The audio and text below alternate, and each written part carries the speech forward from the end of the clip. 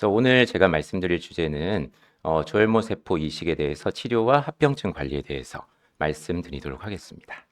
조혈모 세포 이식은 크게 두 가지가 있다고 생각을 하시면 됩니다. 그래서 화면에 보시는 것처럼 자가 조혈모 세포 이식이 있고요. 그 다음에 다른 사람 거를 받는 동종 조혈모 세포 이식 두 가지가 있습니다.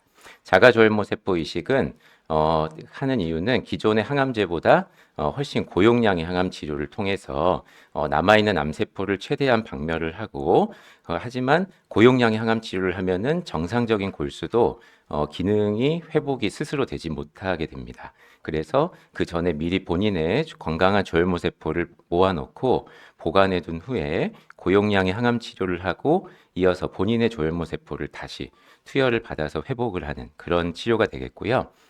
동종 조혈모 세포 이식은 과정은 비슷합니다. 그래서 똑같이 이제 고용량의 항암제 그리고 방사선을 이렇게 치료를 받게 되고 이어서 이제 다른 사람의 건강한 조혈모 세포를 넣어서 회복을 하는 방법인데 다른 사람의 혈액이 들어가면은 우리가 고용량의 항암이나 방사선 외에도 추가적인 치료 효과가 있습니다. 그래서 이 조혈모 세포가 다른 사람 걸 받는다는 의미는 본인의 골수와 혈액이 다른 사람 걸로 바뀐다는 것을 의미를 하고요. 그러면은 다른 사람의 백혈구가 생성이 되면서 그 백혈구는 우리 그 남아있는 암세포를 추가로 더 공격을 해주는 효과가 있습니다. 그래서 보시는 것처럼 이제 이식편대 백혈병 그리고 이식편대 림프종 이렇게 뭐 병에 따라 조금 다르게 부르긴 하는데 이러한 이식편대 백혈병 효과 이게 이제 치료 효과가 되겠고요. 반면에 이식편대 숙주 반응이라는 자가 이식에선 없는 그런 또한 부작용이 또한 함께 수반될 수 있는 그런 치료가 되겠고요. 즉 동종 조혈모 세포 이식은 자가 조혈모 세포 이식보다 조금 더 치료 효과 면에서도 강력하고 반면에 부작용도 좀 더 많을 수 있는 그러한 이식 방법이 되겠습니다.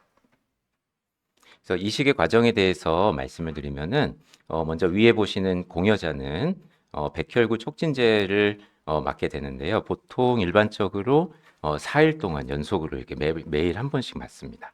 그렇게 촉진제를 계속 맞다 보면은 이 골수 속에 숨어 있던 조혈모 세포가 말초 혈액까지 나오게 되고요. 그럼 이 말초 혈액에 나온 조혈모 세포를 우리가 이제 헌혈하듯이 채집을 해놓게 됩니다. 그다음에 이제 환자분께서는 입원하셔서 일단 항암제 전신 방사선 치료 이걸 이제 이식전 처치라 그러는데요. 뭐 이식전에 하니까 당연히 이식전 처치라고 하겠지만 이 목적은 남아 있는 암세포를 없애주는 의미도 있겠고요. 또한 환자분이 현재 갖고 있는 혈액 조혈모 세포를 없애주는 효과가 있습니다.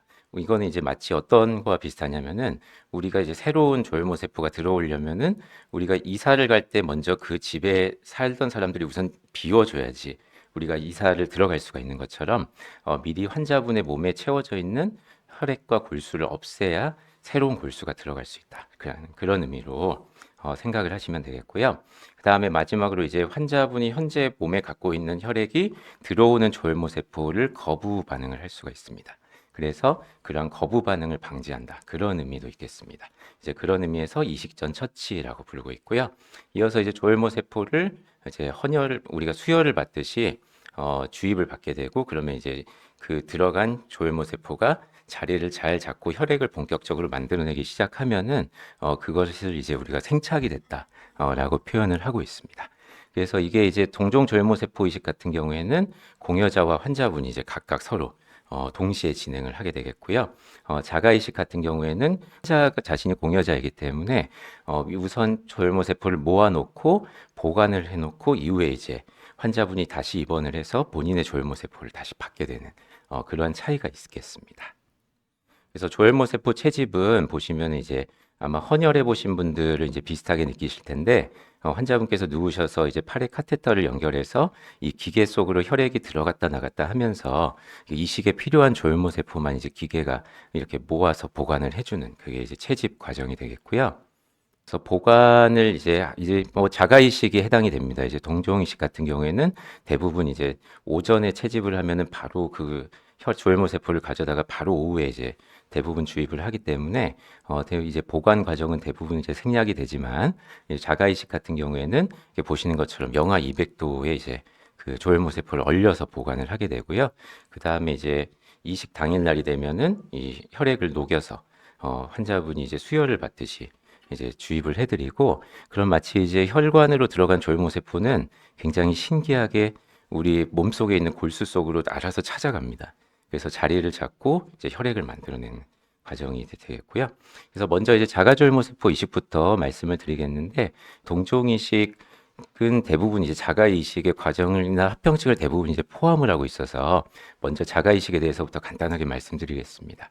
자가이식의 주로 적응증은 대부분 이제 림프종이나 다발골수종 해당이 되겠고요.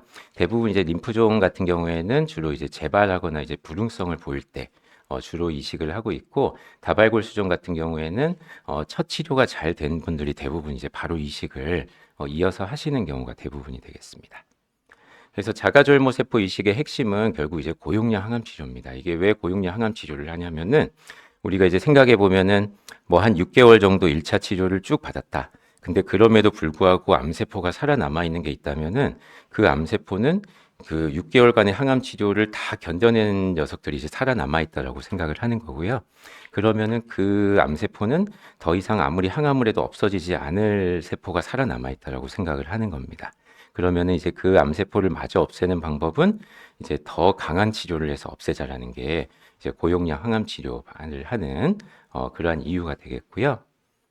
그래서 이제 림프종 재발 불응성의 림프종에서 항암 치료만 시행한 경우하고 비교해 보면은, 이식을 시행받은 분들이 전체 생존율 아니면 이제 재발을 포함하는 이 무사건 생존율에서 모두 굉장히 뚜렷한 차이가 나시는 것을 이렇게 그림 여러 연구를 통해서 입증이 되어 있습니다.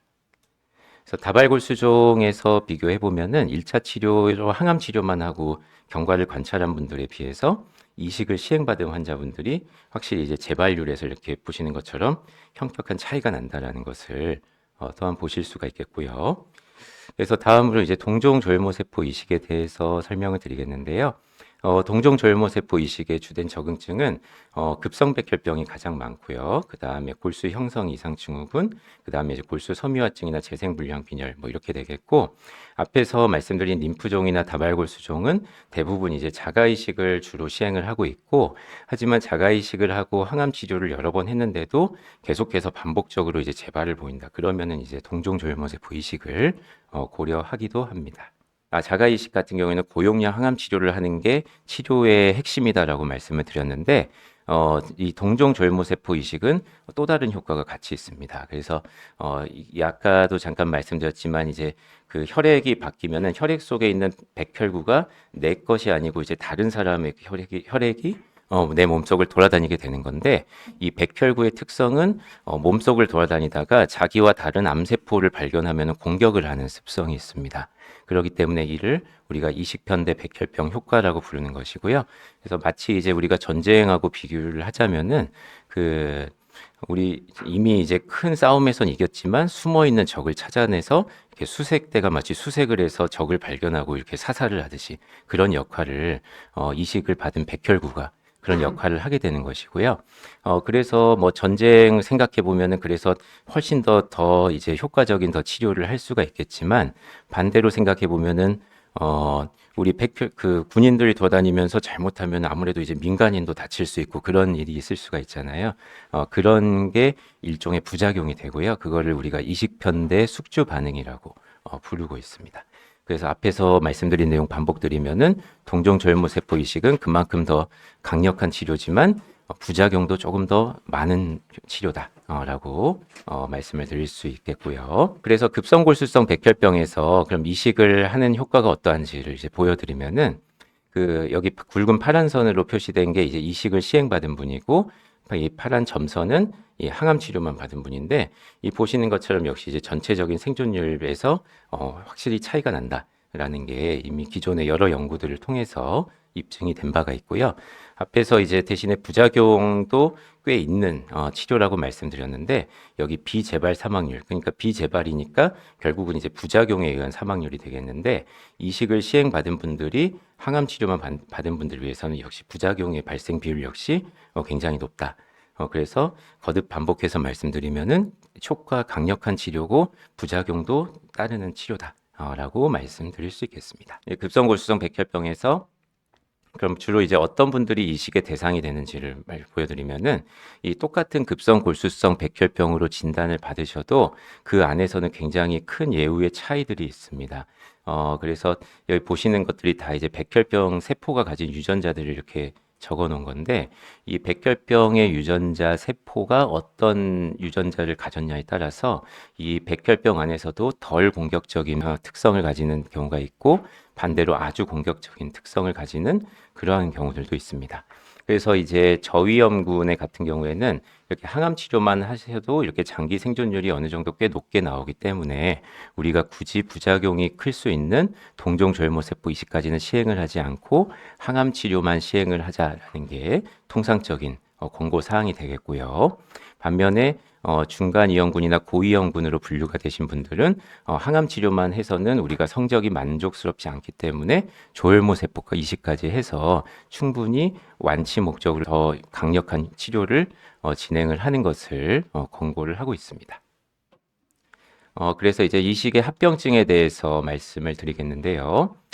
이식의 합병증이 주로 이제 어떤 분들이 주로 잘 생기는지를 먼저 말씀드리면은 이전에 항암 치료를 많이 받으신 분들이 아무래도 합병증의 발생률이 좀 더 높고요.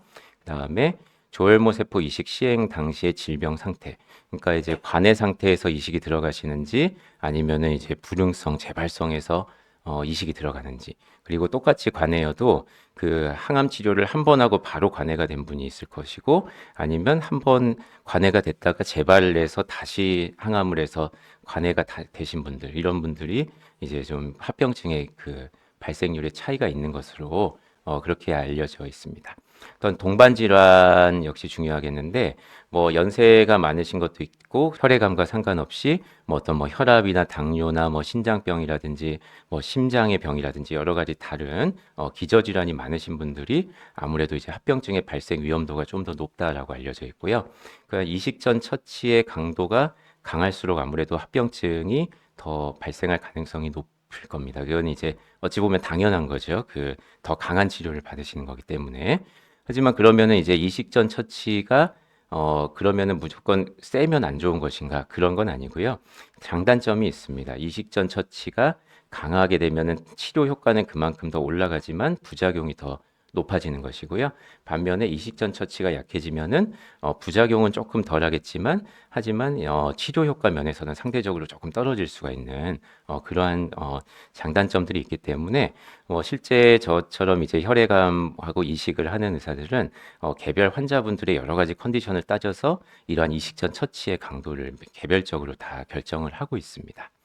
그다음으로 이제 혈액 수치가 저하 또한 면역 억제 기간이 길수록 아무래도 이제 합병증의 빈도가 늘어날 수밖에 없는데 아무래도 이거는 이제 뒤에서 말씀드리겠지만 이제 감염 질환이 실제 환자분들을 굉장히 위협하는 그런 합병증이기 때문에 아무래도 이제 그 수치가 낮고 또한 면역 억제, 그런 면역 그 억제제를 이제 오래 쓸수록 아무래도 이제 합병증의 발생 빈도가 늘어나게 되겠고요. 동종 이식에만 해당되는 내용이겠지만 공여자와의 유전적인 일치 정도가 떨어질수록 합병증의 발생 빈도가 높은 것으로 알려져 있고요.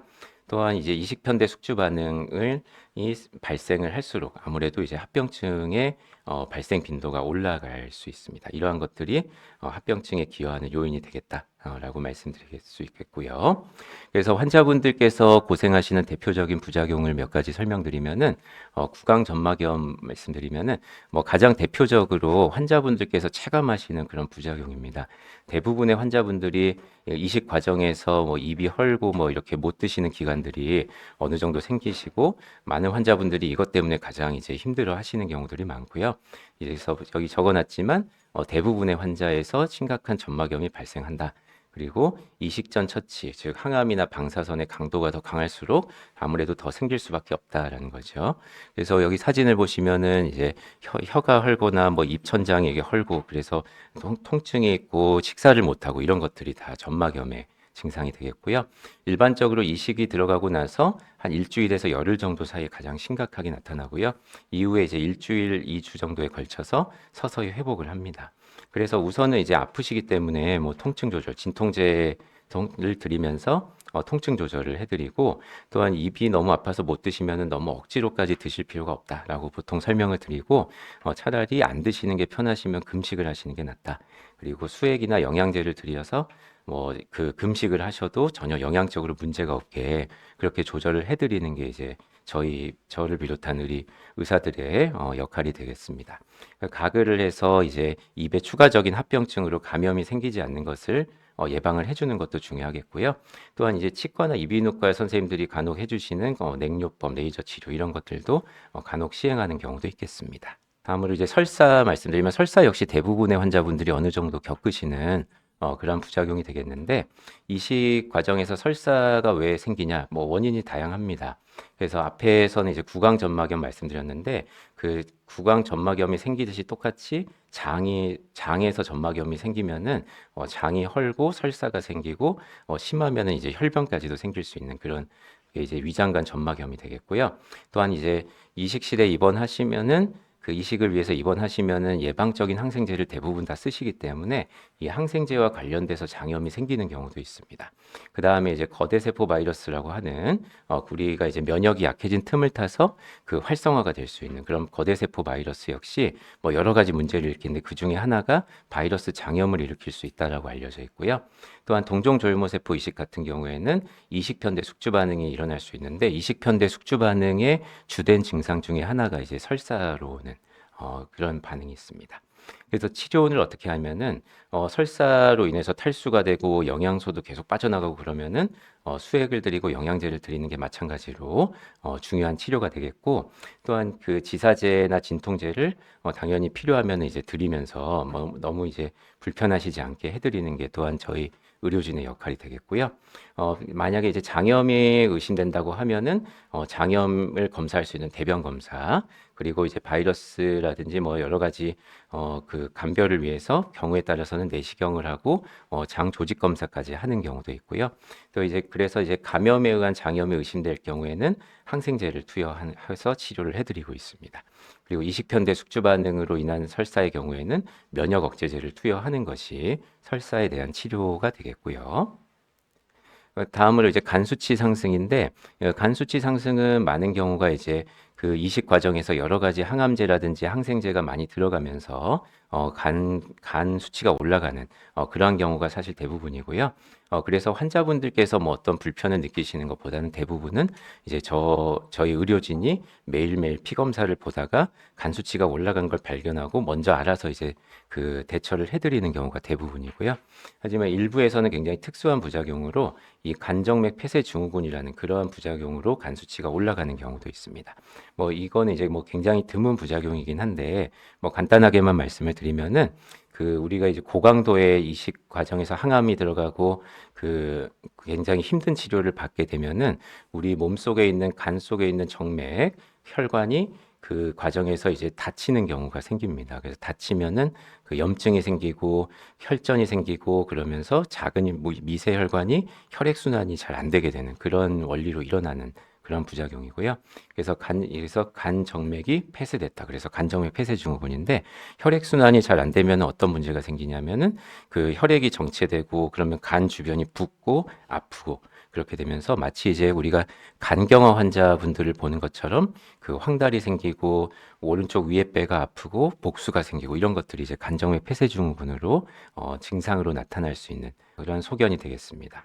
다음으로 이제 간염이 재활성화돼서 간 수치가 올라가는 경우도 있는데 특히 우리나라 같은 경우는 이제 비형 간염이 굉장히 이제 많은 나라이기 때문에 비형 간염이 환자분 몸속에 숨어 있는 경우들이 꽤 있습니다. 그래서 숨어 있다가 면역이 약해진 틈을 타고 재활성화가 되면서 이제 간염으로 인한 간 수치가 올라가는 경우들도 있고요. 또한 이제 동종이식 같은 경우에는 이식편대 숙주 반응의 증상 중에 하나로 간 수치가 올라가는 경우들도 있습니다. 그래서 치료를 어떻게 하고 있냐면은 우선 일단은 간 수치를 상승시킬 만한 약이 들어가고 있다고 하면은 그 약을 중단을 하는 게 첫 번째가 되겠고요. 그 다음에 이제 간염이 의심된다 그러면 치료약을 쓰는 건데 사실 그 요즘에는 그 대부분의 우리나라 이식센터에서는 그 이식을 들어가기 전에 미리 이제 검사를 해서 이렇게 간염 재활성화가 가능성이 있는 분들은 미리 최대 1년 6개월까지 보험 적용을 받으면서 비형 간염에 대해서 예방약을 쓰고 있습니다. 그래서 아무래도 이제 예전보다는 많이 줄어들었을 것으로 생각이 되고 있고요. 그 다음으로 이제 필요한 경우에는 초음파 검사나 간 조직 검사까지 시행을 하는 경우도 있고요. 그 다음에 이제 아까 말씀드린 간정맥 폐쇄 증후군의 경우에는 여기 그림에도 보시는 이 디파이브로타이드라고 하는 그런 특수한 약제를 써서 치료를 하는 경우들도 간혹 발생하고 있습니다. 그래서 이식 후 감염 질환에 대해서 말씀드리면은 우선 그 진균 감염이 되겠는데 진균이라는 것은 이제 곰팡이를 의미합니다. 그래서 여기 오른쪽 그림을 보시면은 그 혀나 아니면 입천장에 이렇게 하얀 백태가 생기는 게 이게 이제 구강 캔디다증이 되겠고요.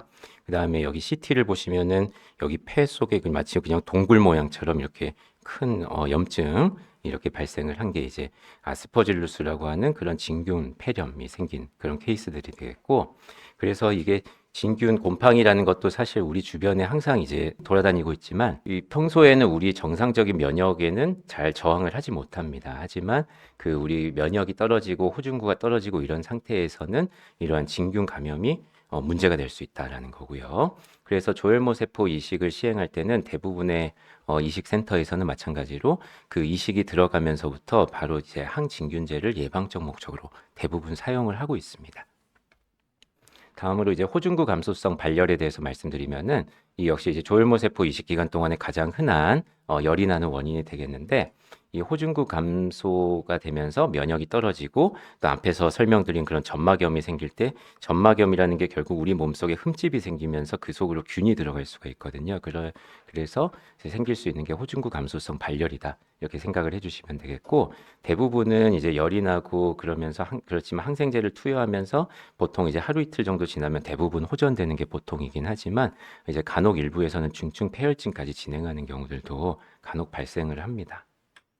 다음으로 이제 거대세포 바이러스 앞에서도 잠깐 언급을 해드렸는데, 우선 생긴 거는 이제 이렇게 보시면 이제 꼭 저희가 이제 그 의과대학 학생 시절부터 배우는 게 이게 부엉이 눈 같이 생겼다, 이렇게 표현을 하는데, 이게 이제 거대세포 바이러스가 이렇게 생긴 거고요. 이것 역시 이제 우리가 평소에는 우리 면역에서 길을 못 펴는 그런 바이러스가 되겠는데, 이 면역이 약해진 틈을 타고 재활성화가 됩니다. 그러면서 이제 문제를 일으킬 수 있는 게 이제 거대세포 바이러스 감염이 되겠는데, 그래서 대부분의 이식센터에서 마찬가지로 이 거대세포 바이러스가 생길 수 있다는 걸 알기 때문에 이식 과정에서 정기적으로 피검사를 일정하게 합니다. 그래서 피검사를 해서 이 거대세포 바이러스가 발견이 되면은 더 문제가 커지기 전에 선제적으로 바이러스 치료제를 쓰고 있고요. 하지만 일부에서는 피검사에서만 발견되는 수준이 아니라 장염이나 간염이나 뭐 망막염, 폐렴과 같은 그러한 실제적인 염증을 유발하는 경우도 있습니다. 그래서 최근에는 이제 우리나라에서도 그 프레비미스라는 약이 그 거대세포 바이러스 예방으로 효과로 입증이 됐기 때문에 이제 이식 시작을 하면서부터 이식 후 100일까지 이제 보험 그 적용을 받으면서 예방적 사용을 하고 있고요. 그 다음에 이제 대상포진 말씀드리면은 그 면역이 역시 떨어졌을 때 이렇게 피부의 발진이나 심한 통증을 유발할 수 있는 게 되겠고, 이식을 할 때 역시 대상포진 역시 항바이러스제를 예방 목적으로 사용을 하고 있고, 추후에 이제 면역이 회복하신 다음에 대상포진 예방 접종 시행을 권고를 하고 있습니다. 그래서 이제 이식 후에 그러면 감염 관리를 어떻게 하냐 말씀을 드리면은, 일단은 면역 글로불린 주사를 우리가 일정 간격으로 주사 투여를 하고 있고요. 이 면역 글로불린이라는 것은 일종의 만들어진 항체 제제가 되겠습니다. 그래서 보통 이식하고 나서 한 8, 9개월 정도까지 주사제로 투여를 하고 있고, 또한 예방적 항생제, 뭐 여기 항생제라는 거는 이제 항균제, 항바이러스제, 그 진균약, 뭐 곰팡이약 뭐 이런 거를 다 이제 포함을 한 약이 되겠는데, 각각의 이제 감염이 잘 일어날 수 있는 시기에 맞춰서 예방적 목적으로 약을 좀 계속 조절을 해드리고 있고요. 또한 거대세포 바이러스 주기적으로 시행하는 거 앞에서 말씀드린 내용이 되겠고, 또한 예방 접종을 적절한 시기가 되면 시행을 하는 것이 역시 감염 관리 면에서 중요한 방법이 되겠습니다. 하지만 무엇보다도 환자분 입장에서는 가장 중요한 것은 이 위생 관리가 가장 중요할 것 같습니다. 그래서 이식 후 예방 접종 보여드리면은 보시는 것처럼 이제 그 굉장히 우리 예방 접종 종류가 굉장히 많죠. 그래서 뭐 이 접종 시기 이제 권고사항 접종 횟수 이렇게 적어놨는데, 이거는 이제 각 센터들마다 이제 조금씩 차이는 있을 수는 있고요. 보시면은 이제 우리 아이들이 태어났을 때 그 신생아들이 예방 접종하는 거랑 굉장히 유사합니다. 그래서 뭐 간염 접종이라든지 폐렴 접종, 뭐 DTP, MMR 뭐 이런 것들이 다 포함이 돼서 다 이제 예방 접종을 해드리고 있고요. 그래서 저는 뭐 이제 환자분들께 설명드릴 때 환자분의 조혈모 세포라는 거는 일종의 그 아기 세포다라고 말씀을 드리고, 그래서 환자분은 어른이지만 혈액은 이제 다시 태어난 상태랑 비슷해진다. 즉 우리가 일종의 살면서 뭐 자연스럽게 병을 앓거나 아니면은 이제 예방 접종을 받거나 이러면서 생겼던 획득했던 면역들이 다 없어진 상태로 되기 때문에 그 새로 태어난 아이들이 다 예방 접종을 해줘야 되는 것처럼 그 이식을 받은 분들은 예방 접종을 다 이렇게 다시 해드리고 있습니다. 마지막으로 이제 부작용에 대해서 말씀드릴 거는 이 2차성 악성 종양이 되겠는데요. 그 2차성 악성 종양이란 건 어떤 것을 의미하냐면은 현재 치료받으신 혈액암이 아닌 그 다른 암이 생기는 것을 2차성 악성 종양이라고 합니다. 그래서 거기 보시면은 조혈모 세포 이식 후에 고형암은 약 10년간 약 2%에서 6% 정도로 발생한다라고 되어 있는데, 이 고형암이라는 것은 이제 폐암, 위암, 간암 뭐 이런 것들을 다 포함하는 그러한 것을 다 통틀어서 고형암이라고 부르고 있고요. 그 다음에 그 2차 혈액암, 여기서 말한 혈액암은 본인이 백혈병을 앓으셨으면 백혈병이 생기는 걸 말하는 게 아니고, 백혈병을 앓았으면 뭐 림프종이라든지 다발골수종이라든지 이런 본인의 병과 관련 없는 또 다른 혈액암이 생기는 것을 의미를 하는데, 상대적으로는 이제 빈도는 좀 낮은 것을 보실 수가 있습니다. 그래서 조혈모 세포 이식 후에 물론 당연히 이제 초반에는 저희 그 치료 받으신 혈액암에 대해서 추적하고 관리하고 그러시는 게 가장 중요하겠지만, 이제 컨디션도 회복하고 면역력도 돌아오고 나중에 이제 어느 정도 회복을 하신 다음에는 그 우리가 보통 일반적으로 권장되는 그런 암 검진들이 있잖아요. 그래서 그 뭐 국가에서 나오는 그런 암 검진 이런 것들을 다른 사람들보다도 오히려 더 열심히 받으셔야 되는 게, 이런 2차성 악성 종양이 발생할 가능성이 올라갈 수 있기 때문에 그렇습니다. 그래서 이식편대 숙주 반응에 대해서 좀 더 말씀을 드리겠는데, 이식편대 숙주 반응은 이제 주로 이렇게 오는 증상들이 뭐 피부에 발진이 생긴다라든지 위장관, 뭐 속이 쓰린다, 울렁거린다라든지 설사를 한다라든지 이런 것들이 되겠고요. 또한 간에 이식편대 숙주 반응이 오면 이렇게 황달이 생길 수 있다라는 것도 중요한 이식편대 숙주 반응의 주된 증상 중에 하나가 되겠고, 그 다음에 폐로 오는 경우도 있습니다. 그래서 숨이 차고 뭐 이런 증상이 생기는 건데, 이제 폐는 대부분 이제 급성기에는 잘 오지는 않고요. 거의 대부분 이제 만성에 옵니다. 그래서 참고로 이제 급성과 만성을 구별하는 기준은 29, 100일을 기준으로 분류를 하고 있습니다. 그 피부 이식 편대 숙주 반응 먼저 몇 가지 그림을 좀 보여드리면은, 이렇게 피부가 좀 이렇게 뭔가 좀 딱딱해진다라는 느낌을 받으시는 경우들도 있고요. 그다음에 피부의 색소가 이렇게 좀 바뀐다, 뭐 그런 소견으로 보이는 분도 있습니다. 그다음에 피부가 이렇게 헐고 꼭 이제 궤양이라 그러죠. 피부가 이렇게 많이 헐듯이 나타나는 그런 궤양성으로 나타나는 경우도 있고요. 그다음에 피부가 붓고 염증이 생기고 이렇게 빨갛게 보이고 이런 그 형태로 나타나는 경우들도 있습니다.